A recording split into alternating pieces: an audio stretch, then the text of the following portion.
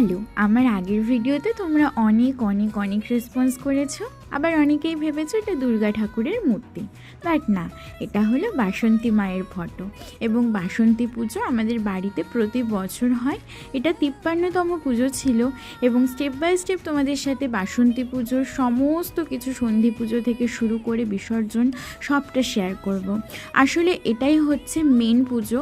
এটা রাম প্রবর্তক ছিল, কিন্তু আমরা বর্তমান যুগে কিন্তু রাবণের প্রবর্তক পুজো দুর্গা পুজোতে বেশি মেতে উঠি, কিন্তু আমাদের অরিজিনাল ট্র্যাডিশন কিন্তু বাসন্তী পুজো। আর বাসন্তী মায়ের মূর্তিটা কতটা মিষ্টি, কতটা দেখে মন ভরে যাচ্ছে দেখোই তোমরা। আমরা প্রত্যেকে বাড়ির সকলে কিন্তু এই পুজোর 5টা দিন, ষষ্ঠী, সপ্তমী, অষ্টমী, নবমী, দশমী খুব আনন্দের সাথে কাটাই এবং প্রতিটা মুহূর্তেও মায়ের মুখের দিকে তাকিয়েই আমরা কিন্তু আনন্দে মেতে উঠি। আসলে এটা আমাদের ফ্যামিলি ট্র্যাডিশন ওয়াইজলি একটা রিচুয়াল হিসেবে চলে আসছে এবং প্রতি বছরই কিন্তু আমরা বাড়ির ছোট বড় সবাই মিলে খুব খুব খুব আনন্দ করে থাকি।